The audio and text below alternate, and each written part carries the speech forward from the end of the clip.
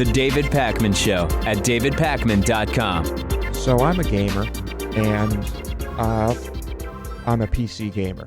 And as a PC gamer... Like politically correct? No, not at all. Computers. So the vast majority of PC gamers use Steam. It's a gaming community platform, marketplace, the works, really. And Steam has now entered into the movie streaming market. Right. Well, I say market, yeah. I mean, I guess that's what it is. It's I think now the buzzword is to call it the space. They've entered the streaming space. The streaming space. They made a deal with Lionsgate to stream, to add over 100 titles of movies, and this is an interesting move to me, and it really makes me think that we're just getting to the point where, what did it start with? It all started with Netflix, where they were the first to have the streaming movie service as we know it, right? Well, as a standalone because there was cable on demand. Yeah. I mean, apart from that. Apart from totally separate. I don't know. They're certainly the first major one to do it successfully. Yeah. And so after Netflix, then comes HBO, kind of doing that thing, Hulu. Is there another one in there that's like Hulu and Netflix?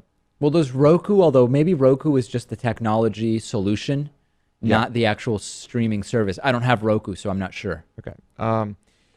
Amazon. And then, yes. And then you have a company that really has nothing to do with film and television production of any sort. It kind of made sense for them as they sold movies to enter into the streaming, and now they're producing original content, and so now there are others. So the streaming is happening all over the place. Is the production going to happen all over the place? Is there something on your foot? What are you doing? There's something up with my chair. Yeah, I'm not sure exactly what, but there's something unusual going on where the chair might tip over during the show, which would be crazy. That'd be pretty funny. Yeah. And so, where does this end? Is this like what's going on? Steam is streaming movies now, and this is going to be on a pay per stream basis. Yes. So, I don't know. It's in pounds here. Wow, BBC article, right? Okay. So, somewhere between $3.49 and $5.59 in pounds for a 48-hour rental. So $5 to $9 roughly, $5 to $8 depending on the exchange rate. Yeah, it's interesting. At some point, even the platforms might go away, where there could just be some centralized. Right now, these deals are made individually. Oh, Netflix is bringing on these documentaries, or Netflix is removing these documentaries or series, and Amazon has now announced that Better Call Saul is going to be available for streaming. And now, oh, well, this is a game company, but they'll stream these 100 movies from Lionsgate or whatever. At a certain point, bandwidth and internet connectivity might become so ubiquitous that you no longer need the gatekeepers to say, oh, we're putting you on our platform. The curation will probably start to become diluted in some way, where Netflix is essentially a curator now, because you can get movies elsewhere. You can put them up on Vimeo. If you have a smart TV that has the Netflix app, it probably also has a YouTube app or just a browser or whatever. So the curation is really what the value is in now as the bandwidth gets cheaper and cheaper. So we may get to a point where you basically just have curation services or people that you like, that you follow, that curate stuff. But otherwise, everything is just available in some way, shape, or form, maybe for purchase, maybe for free streaming. I'm picturing a world where anyone who produces anything is streaming it. They're streaming it themselves. Right. We let's say I go out and I make a documentary about I don't know what, sandbags, right? The sandbags that are keeping our lights from falling down. Is it just that easy for me to just, I mean, there's the whole distribution thing, and there's of course it's going to get more views most likely if I make a deal with Netflix and they stream it. But the thing is, I just stream. I say, hey, you pay me $2. Here it is. I'm streaming this off my own website, and is that what everyone is going to do? It's not even necessary. You can already put it on YouTube. Huge platform. That's true. That is true. There's YouTube. Yeah. Curation. Right? Huge. All right. Let's talk about Schwarmageddon. I love shawarma. Shawarma, a very popular snack all over the world, not just the Middle East. Moscow authorities are threatening to ban shawarma and kebabs altogether. They are really upset that these stalls and carts have been failing to comply with sanitation standards. Alexei Nemeriuk, I'm sure I'm butchering that one, says, "We are ridding the streets of all shawarma. It's going to disappear completely." As a city official. The head of Moscow's Department of Trade and Services added that kiosk owners had refused, quote, to bear even the slightest costs of maintaining proper sanitation standards. People are going berserk about this because they love their shawarma, and they're thinking, I'll be damned if there's an actual Schwarmageddon. And so some are calling for a shawarma exodus to St. Petersburg or Belarus. Others joking that they would hide from the police. That you have all sorts of illegal black market shawarma carts.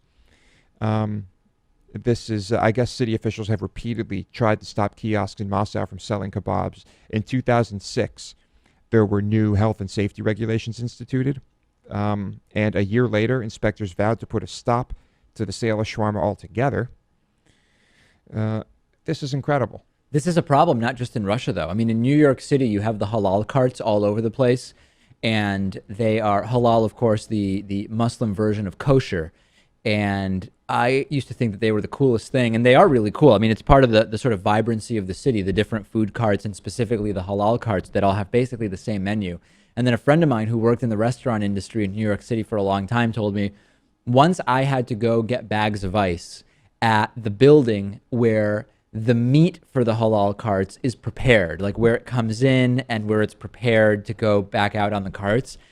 After that, I never went to a halal cart again. And if you do, absolutely never get the meat, because the lack of sanitary conditions where the meat is being sourced or being prepared for the halal carts will shock and appall you. And after that, I never went to a halal cart again. I think I've only ever gone 2 or 3 times anyway. It's more just the vibe. I don't actually have that much interest in going to getting the food.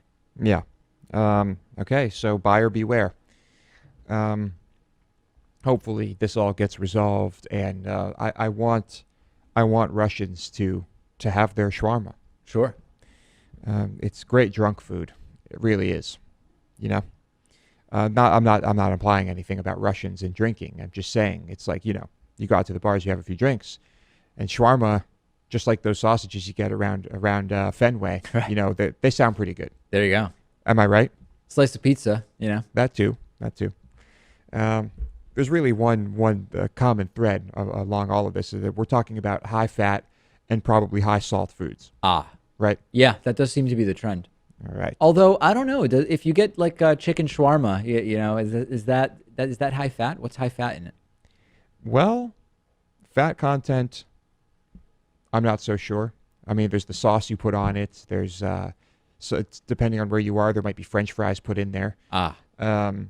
Sodium content, though, that's through the roof. Sure. Yeah. Okay. Here's a really freaky story.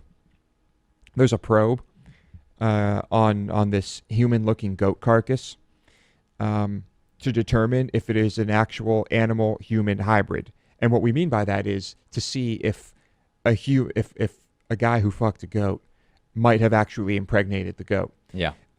My prediction is it will come back that this is just a goat. It's most likely, yes. Yeah. But when you look at pictures of this thing, it's a little weird, yeah.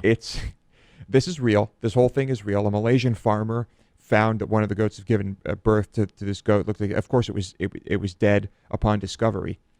It'll take about 2 weeks to investigate the corpse, and the human characteristics are it's really shocking when you see this picture. I mean, it does appear to have a hairy human head, and it looks like a satyr. It looks like what a satyr would look like.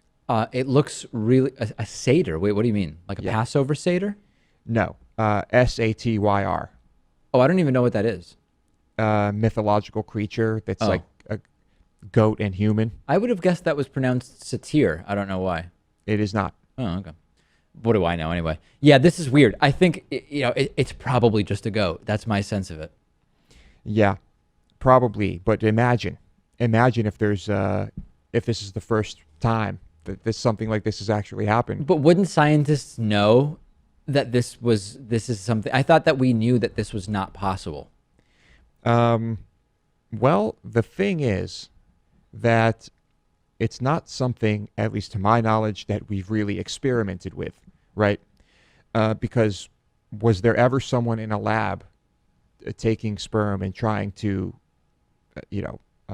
artificially inseminate a goat with? I would think so. Maybe not in the animal, but you can do it totally artificially, right? By doing it all in a petri dish, right? The full process, not actually in a live animal, and you'd get a sense of whether it was viable in some way.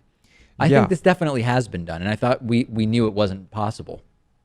Well, we are going to find out. Yes, I'll say. I'm going to agree with you, and I'm going to say that I'm sure chances are this is just a horribly deformed goat. Imagine if they come back and they go, hey, you know what? It's a whale. That would be something. If a whale made it to shore, mated with a goat, and then somehow disappeared. Yeah. But unlikely.